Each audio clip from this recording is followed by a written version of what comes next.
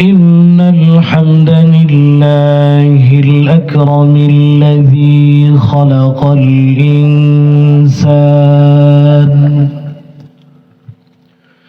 وكرم وعلمه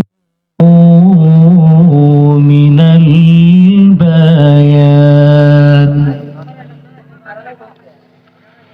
وكرم وعلمه من البيان ما لم يعلم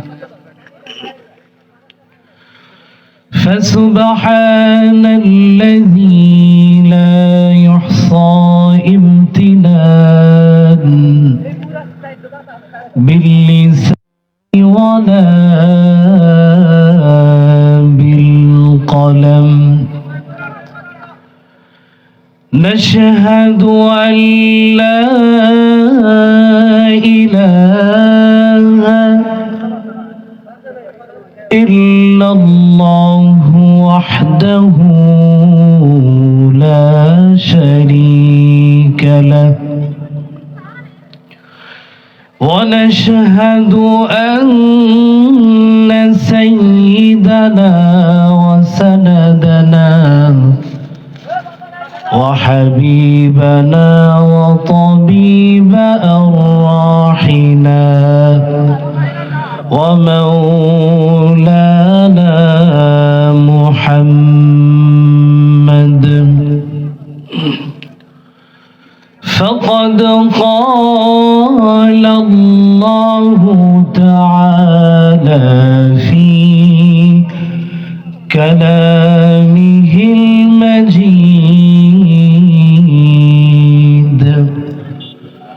وفي فرقانه الحميد أما بعد فأعوذ بالله من الشيطان الرجيم بسم الله الرحمن الرحيم ظهر الفساد في البر والبحر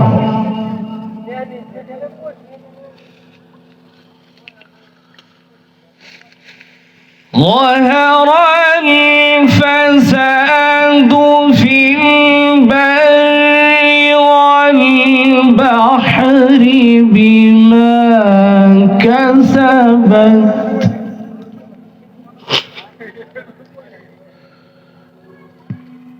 في البر والبحر بما كسبت أيدي الناس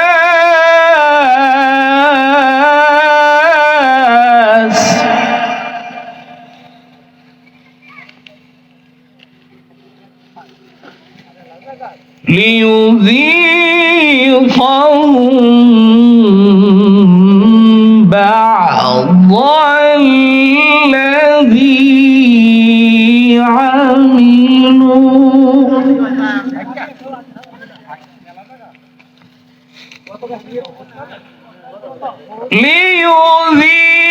ليذيقهم بعض الذي عملوا لعلهم يرجعون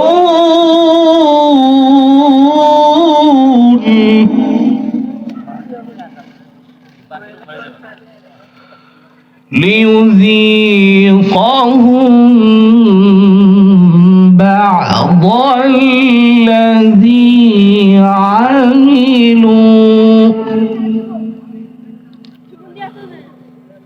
الذي عملوا لعلهم يرجعون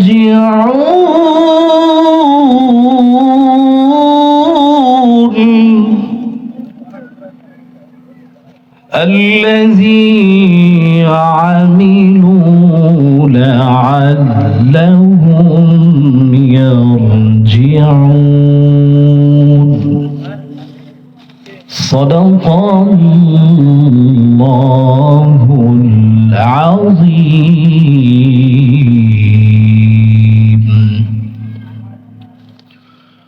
الحمد لله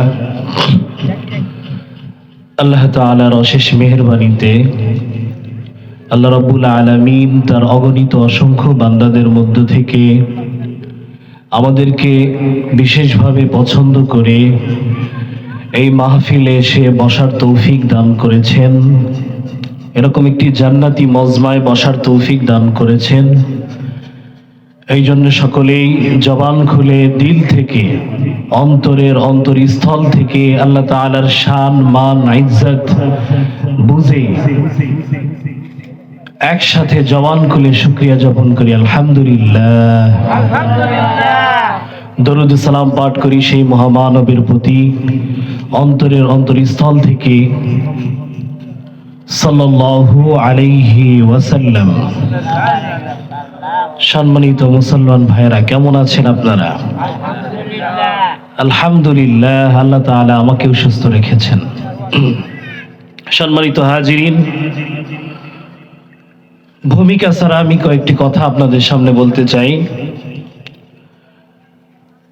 সেটা হলো, এই মহতি জলসা এটা একটি জান্নাতি মজমা, জান্নাতি বাগান। এখানে আপনারা বসে আছেন, প্রত্যেকটা সময় অতিক্রম হচ্ছে, সেকেন্ড অতিক্রম হচ্ছে, ফেরেশতারা আপনাদের আমল নামায় সব লিখতেই আছেন। সুবহানাল্লাহ। সম্মানিত হাজিরিন, আমি আমার খুতবার ভিতরে একটি কোরআন কালামুল্লাহ পাক থেকে একটি আয়াত তেলাওয়াত করেছি। এই আয়াতকে সামনে রেখে আপনাদের সামনে কিছু আলোচনা রাখতে চাই ইনশাআল্লাহ। আমরা বর্তমান সময়ে পৃথিবীর বিভিন্ন প্রকার সমস্যার সম্মুখীন আমরা হচ্ছি। আল্লাহ তাআলা আমাদেরকে যে সমস্ত নাজ নিয়ামত দিয়ে ডুবিয়ে রেখেছেন, সেই নাজ নিয়ামতের শুকর ভুলে গিয়ে আমরা দুনিয়াবি লালসা, দুনিয়াবি কোনো কিছু পাওয়ার জন্য মরিহা হয়ে পড়েছি। এক পর্যায়ে আমরা আমাদের মনের অজান্তে পাপ শুরু করে দিয়েছি। এমনও পাপ হয় আমরা খেয়ালই করি না যে এটা আল্লাহ তাআলা নিষেধ করেছেন, এটা আদেশ করেছেন, এটা করা যাবে না, এটা করা যাবে। এগুলো খেয়াল না করে আমরা সামনে পা বাড়াই এবং বেশিরভাগ সময় ভুলের মধ্যে আমরা পড়ে থাকি। তো এই সম্পর্কে আল্লাহ রাব্বুল আলামিন আমাদের অবস্থা দেখে, আমাদের পাপাচার যখন বেড়ে যায়, যখন সীমা অতিক্রম হয়, তখন আল্লাহ তাআলার পক্ষ থেকে বিভিন্ন আযাব, বিভিন্ন পরীক্ষামূলক শাস্তি আমাদের সামনে হাজির হয় কি না? তো কি কারণে প্রাকৃতিকভাবে আল্লাহ তাআলা আমাদের উপর আযাব, আমাদের উপর শাস্তি এবং আমাদেরকে পরীক্ষার সম্মুখীন করেন, এই কয়েকটি কারণ এই আয়াতের মধ্যে আলোচনা হয়েছে। সম্মানিত উপস্থিতি, আল্লাহ রাব্বুল আলামিন বলেন, ظهر الفساد في البر والبحر بما كسبت أيدي الناس। আল্লাহ রাব্বুল আলামিন সুন্দরভাবে বর্ণনা করেন, ظهر الفساد في البر والبحر بما كسبت أيدي الناس ليذيقهم بعض الذي عملوا لعلهم يرجعون। الله أكبر। সম্মানিত হাজিরিন, এই আয়াতে কারিমার মধ্যে আল্লাহ রাব্বুল আলামিন বলেছেন, মানুষের কৃতকর্মের সবকিছুর জন্য তারা নিজেরাই দায়ী। আল্লাহ রাব্বুল আলামিন এইটা বুঝিয়েছেন যে তোমাদের উপর যে সমস্ত আযাব আসতেছে, যেই সমস্ত শাস্তি, যেই সমস্ত পরীক্ষার সম্মুখীন তোমরা হচ্ছ, এগুলো তোমাদের নিজ হাতের কামাই। অর্থাৎ জলস্থলে, জলে এবং স্থলে যা কিছুই বিপর্যয় ঘটুক না কেন, এগুলো আমাদের দুই হাতের কামাই। এগুলো আমাদের পাপের ফসল, পাপের সাক্ষী হিসাবে আল্লাহ রাব্বুল আলামিন এগুলো আমাদের উপর প্রেরণ করেন। সম্মানিত হাজিরিন, হাদিস শরীফের মধ্যে এসেছেন, মুসলিম শরীফের বর্ণনা, তিরমিজি শরীফের বর্ণনা, জলস্থলে যা কিছু বিপর্যয় ঘটে এগুলো আল্লাহ তাআলার পক্ষ থেকেই ঘটে আমাদের কর্মের জন্য। আর সেই কর্মগুলো হলো আমরা যা করে থাকি। 15টি কারণে আমাদের উপরে এই সমস্ত আযাব আসে। কয়টি কারণে বলেন তো? 15টি। খেয়াল করে শুনবেন এবং মনোযোগ সহকারে বোঝার চেষ্টা করবেন। 1 নাম্বার কারণ, রাষ্ট্রীয় সম্পদ যখন গনিমতের মতো লুটে পুটে খেয়ে নিজের মনে করে রাষ্ট্রীয় সম্পদ ধ্বংস করে। আছে কিনা বলেন তো? আল্লাহ রাব্বুল আলামিন যখন রাষ্ট্রীয় সম্পদ, যখন মানুষ লুটে পুটে খায়, নিজের মনে করে খায়, আমানতের খিয়ানত করে, অন্যায় করে, রাষ্ট্রীয় সম্পদের অপচয় করে, তখন এই সমস্ত আযাব আল্লাহ রাব্বুল আলামিন দেন। এই রাষ্ট্রীয় সম্পদগুলো হলো কি কি? রাষ্ট্রীয় সম্পদ অনেক থাকতে পারে। উল্লেখযোগ্য হলো রাষ্ট্রীয় সম্পদের মধ্যে হলো রাষ্ট্রের অর্থ। রাষ্ট্রের অর্থ রাষ্ট্রীয় সম্পদ কিনা? এখন সরকারের তহবিলে, সরকারের ফান্ডে যেই টাকাগুলো থাকে, এগুলো জনগণের টাকা না সরকারের টাকা বলেন তো? একটা পত্রিকা নিউজ করেছেন যে এই 16 বছরে 11 লক্ষ কোটি টাকা রাষ্ট্র থেকে পাচার করেছেন। এই 11 লক্ষ কোটি টাকা কি রাষ্ট্রনায়কের বাপের ছিল? না। এই 1 লক্ষ কোটি টাকা আমার আপনার দিনমজুর খেটে খাওয়া মানুষের কষ্টে অর্জিত, মাথার ঘাম পায়ে ফেলানো এই টাকা হলো তারা এইভাবে আত্মসাৎ করেছে। সম্মানিত হাজিরিন, এগুলো কারণে আল্লাহ রাব্বুল আলামিন অতি রাগান্বিত হয়ে মানুষের উপরে এই সমস্ত প্রাকৃতিক দুর্যোগ চাপিয়ে দেয়। তাহলে 1 নাম্বার কি? রাষ্ট্রীয় সম্পদ আত্মসাৎ করা। এই রাষ্ট্রীয় সম্পদের মধ্যে পানিও রাষ্ট্রীয় সম্পদ। সম্পদ কিনা বলেন? পানিও রাষ্ট্রীয় সম্পদ। এই পানি যদি প্রয়োজনের অতিরিক্ত আপনি ব্যবহার করেন তাহলে এটা অপচয়। আপনার যতটুক লাগবে ততটুক আপনি ব্যবহার করেন। আল্লাহ রাব্বুল আলামিন কোরআনের মধ্যে বলেন, ইন্নাল মুবাযযিরিনা কানু ইখওয়ানাশ শায়াতিন। আল্লাহু আকবার। আল্লাহ আয়াতে কারিমার মধ্যে যদি কোনো ব্যক্তি কোনো কিছু অপচয়, প্রয়োজনের অতিরিক্ত ব্যবহার করে, অপচয় করে, ওই ব্যক্তিকে শয়তানের ভাই হিসাবে আখ্যায়িত করেছেন। ইন্নাল মুবাযযিরিনা কানু ইখওয়ানাশ শায়াতিন। শয়তানের ভাই, ঠিক কিনা বলেন? এখন রাষ্ট্রীয় সম্পদ গ্যাস, অতিরিক্ত গ্যাস আমরা ব্যবহার করি, যতটুক প্রয়োজন ততটুক ব্যবহার না করে।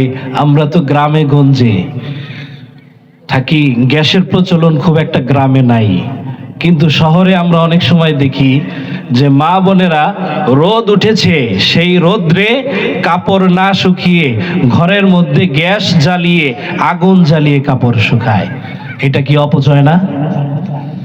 এই কারণে বিপর্যয় আসতে পারে। এরপরে রাষ্ট্রীয় সম্পদের মধ্যে হলো আরো একটি পানি। পানির কথা তো বললামই। রাষ্ট্রীয় সম্পদের মধ্যে আরো একটি হলো মাটি। মাটিকে যেভাবে আমরা অপচয় করি, এই মাটিকে যেভাবে খনন করি, ইচ্ছা মতো মাটি অপচয় করি, এগুলোও করা যাবে না। এরপরে বনজ সম্পদ, পাহাড় পর্বত, নদী নালা। আমরা খাল বিলগুলো খনন না করার কারণে, খাল বিলগুলো পরিচর্যা না করার কারণে নদীগুলো মরে যাচ্ছে কিনা? এগুলো প্রাকৃতিক সম্পদ। আবার পাহাড় আল্লাহ তাআলা জমিনের ভারসাম্য বজায় রাখার জন্য, জমিনের ভারসাম্য টিকিয়ে রাখার জন্য পাহাড় আল্লাহ তাআলা পেরাক হিসাবে গেড়ে দিয়েছেন। এই পাহাড়গুলো আমরা সিন্ডিকেট করে বিভিন্ন মুনাফাখোররা এই পাহাড়গুলো কেটে কেটে আমরা বিভিন্নভাবে বিক্রি করছি, বিভিন্নভাবে ব্যবসা চালিয়ে যাচ্ছি, আছে কিনা? এটাও কিন্তু প্রাকৃতিক সম্পদ। এই প্রাকৃতিক সম্পদও আমরা এভাবে নষ্ট করতেছি। তাহলে এক নাম্বার হলো যে রাষ্ট্রীয় সম্পদ যদি কেউ নিজের মনে করে আত্মসাৎ করে, এই জন্য আল্লাহ তাআলা তার উপর গজব, আযাব, প্রাকৃতিক দুর্যোগ দিতে পারে। দুই নাম্বার হলো আমানতের খিয়ানত। মুসলমানদের খিয়ানতের বিষয়টা একটু খেয়াল করবেন। মুনাফিক হলো তিন শ্রেণীর ব্যক্তি, যার ভিতরে তিনটি আলামত, তিনটি গুণ রয়েছে, সেই ব্যক্তি হলো মুনাফিক। তার মধ্যে অন্যতম গুণ হলো আমানতের খিয়ানত করা। কোরআনুল কারীমের মধ্যে আল্লাহ বলেন মুনাফিকের স্থান হলো জাহান্নামের সর্বনিম্ন স্তরে। এই আমানতের খিয়ানত যে ব্যক্তি করবে সে মুনাফিকের অন্তর্ভুক্ত। আমানতের খিয়ানত হলো আপনার কাছে একটা রাষ্ট্রীয় সম্পদ আছে বা অন্য কোনো ব্যক্তির সম্পদ আছে, এইটা আপনি আমানতের খিয়ানত করতেছেন। বিদ্যুৎ, এটা কি আল্লাহ তাআলার নিয়ামত না? এটা আমরা অপচয় করতেছি, করি কি না? এটা অপচয় করতেই থাকি আমরা।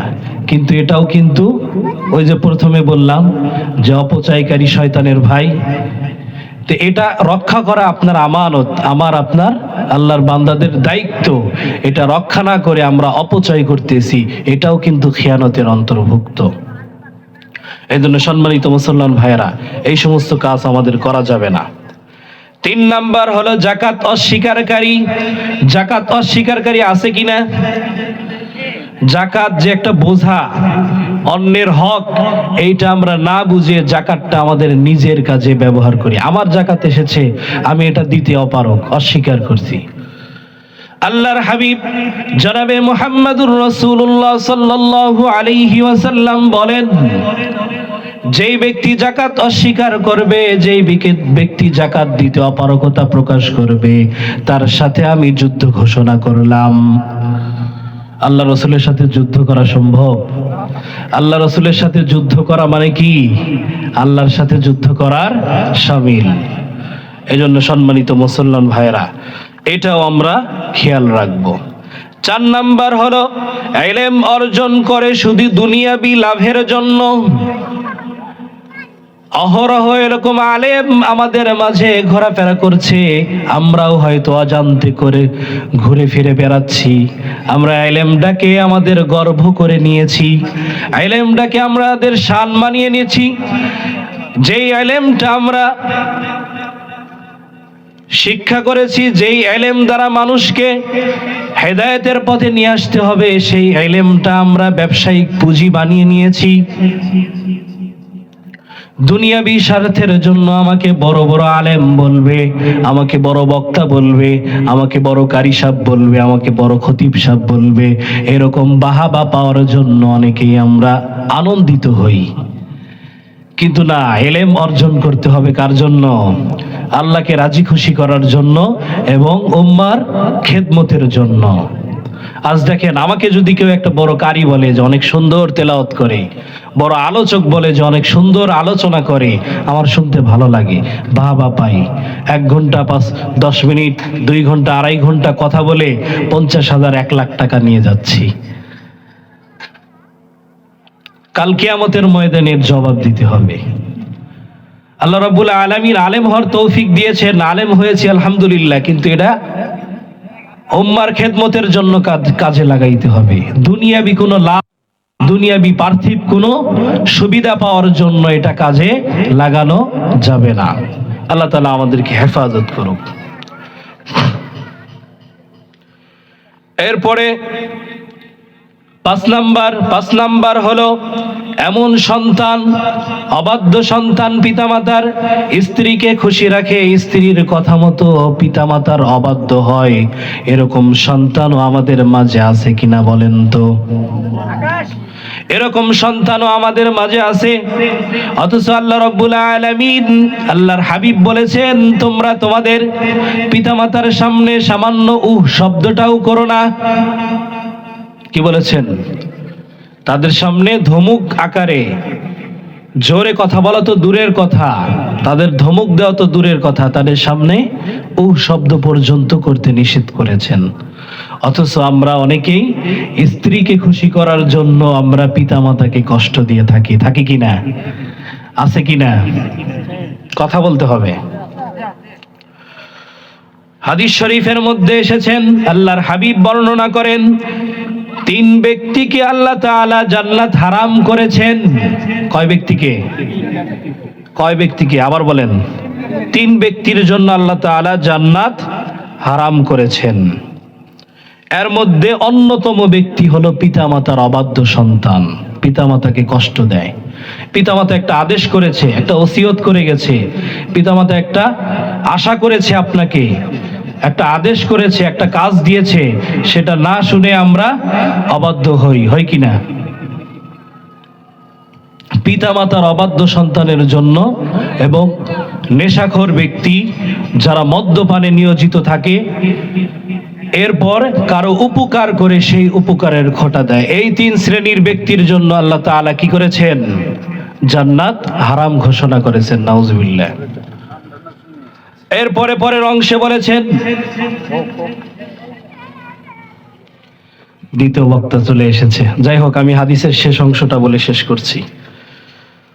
এর পরের অংশকে বলেছেন যে বাইতুল মুকাদ্দাস, 3 ব্যক্তিকে বাইতুল মুকাদ্দাসে প্রবেশ করতে নিষেধ করেছেন। তার মধ্যে 1 নম্বর ব্যক্তি হলো মদ্যপানকারী ব্যক্তি, 2 নম্বর ব্যক্তি হলো পিতামাতার অবাধ্যকারী ব্যক্তি, 3 নম্বর ব্যক্তি হলো উপকার করে খোঁটা দেওয়াকারী ব্যক্তি।